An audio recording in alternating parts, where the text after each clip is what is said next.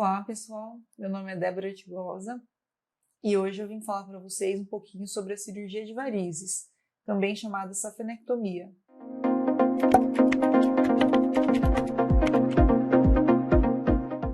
A veia safena magna é uma grande veia que vai da virilha até o tornozelo. E a safena parva é uma veia um pouco menor, que vai desde atrás do joelho, passando pela panturrilha até o tornozelo também.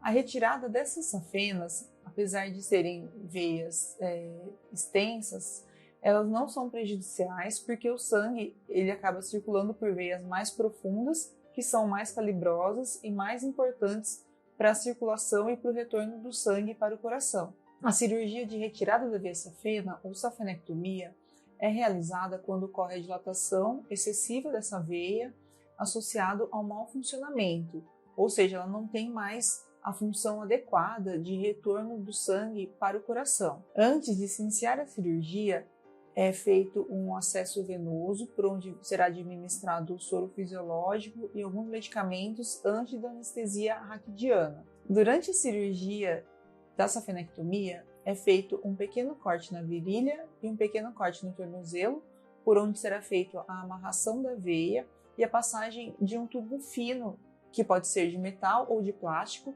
chamado de flebstrator.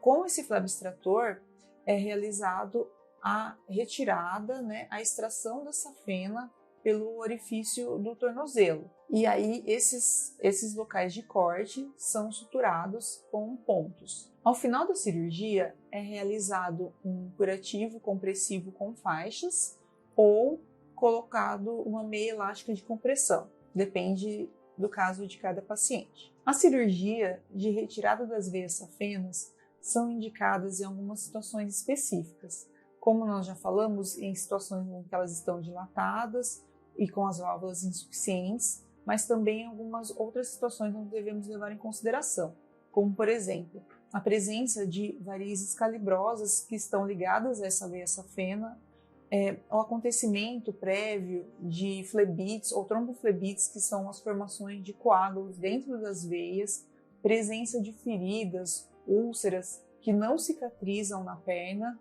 e mesmo alterações dermatológicas mais importantes, como manchas e fibrose na pele próxima ao tornozelo. A cirurgia de safenectomia deve ser realizada por um cirurgião vascular especialista, e a recuperação após a cirurgia pode variar entre 2 a 4 semanas, sendo que as atividades físicas são liberadas após 30 dias da cirurgia. Nesse período pós-operatório, você precisa ter alguns cuidados, como o uso de alguns medicamentos, como analgésicos, anti-inflamatórios, e o uso das meias elásticas de compressão. A recuperação após a cirurgia de varizes pode demorar entre 2 a 4 semanas, e ela vai depender da extensão da cirurgia e da individualidade de recuperação de cada um.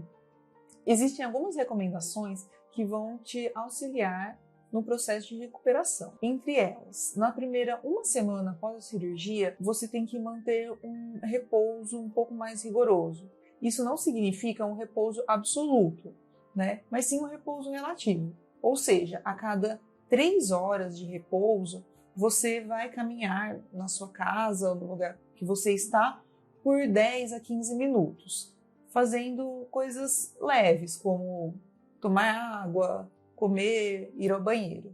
Esse repouso deve ser feito deitado com as pernas elevadas. Você receberá provavelmente uma receita do seu médico e você deve seguir. E essa receita deve conter analgésicos, anti-inflamatórios e pode variar na prescrição de antibióticos ou alguns venotônicos, que são medicações para varizes. Você sairá da cirurgia ou com um curativo pós-cirúrgico de faixas ou com uma meia de compressão. Você deve seguir a retirada dos curativos ou a retirada dessa meia pós-cirúrgica conforme a orientação do seu médico. De uma forma geral, eles costumam durar 48 horas. Continuando a sua recuperação, será necessário você utilizar por pelo menos um período de 30 dias uma meia de compressão elástica e evitar sol enquanto houver hematomas ou manchinhas relativas à cirurgia. Uma outra recomendação que existe no uso de cremes ou géis que contêm heparina, que vão auxiliar na melhora e na absorção mais rápida dos hematomas. Também pode ser associado com compressas ou bolsas de água morna com massagens para poder auxiliar. A insuficiência venosa crônica, ela é uma doença muito comum que acomete mais mulheres e idosos e está relacionada ao mau funcionamento dos vasos sanguíneos das pernas, das veias. Então é associado a uma insuficiência das válvulas. Elas não conseguem mais desempenhar tão bem esse processo de auxílio da chegada do sangue para o coração. A depender do grau da insuficiência venosa, ela pode gerar alguns sintomas, e esses sintomas podem atrapalhar e influenciar na rotina e até mesmo prejudicar o desempenho nas atividades laborativas. Os sintomas, eles podem incluir dor na perna, cansaço, sensação extrema de peso nas pernas, que piora ao final do dia e piora se a pessoa fica muito tempo em pé ou muito tempo sentado. Pode estar associado também a queimação ou sensação de coceira em algumas varizes e relacionado a alterações dermatológicas da pele, como por exemplo manchas escuras, fibroses, ou em alguns casos muito mais graves, até feridas nas pernas. O tratamento da insuficiência venosa crônica, ele pode variar de acordo com a gravidade.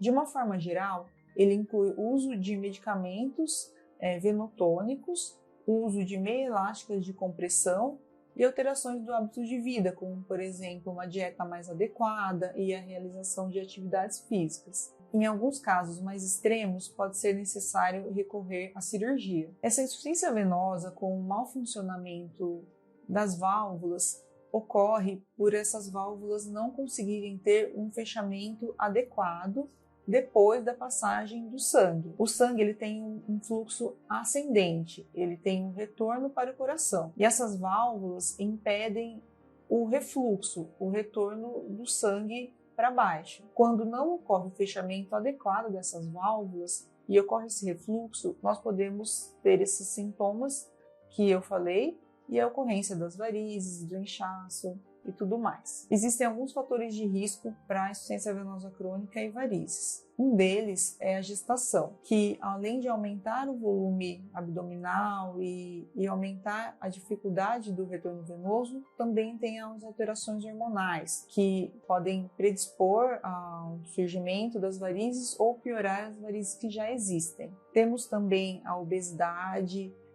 o estilo de vida sedentário, profissões em que se fica muito tempo em pé ou muito tempo sentado. Também a história familiar positiva para varizes ou para insuficiências de safena tem uma correlação muito forte. E a história também de tromboses venosas prévias. O diagnóstico, então, ele consiste em alguns fatores, como por exemplo a consulta médica, onde é feita uma anamnese, uma entrevista detalhada, um exame físico, onde se constata a presença ou não das varizes, localização, alteração da textura da pele, presença de feridas ou não. E aí, importantíssimo também, a realização de um exame chamado ultrassom com Doppler venoso, que ele vai avaliar todas as veias, tanto as veias do sistema venoso profundo, quanto as veias do sistema venoso superficial, e avaliar se existem insuficiências relacionadas a ela, ou alguma trombose, ou alguma questão relacionada a isso previamente. Bom, nós encerramos o vídeo de hoje.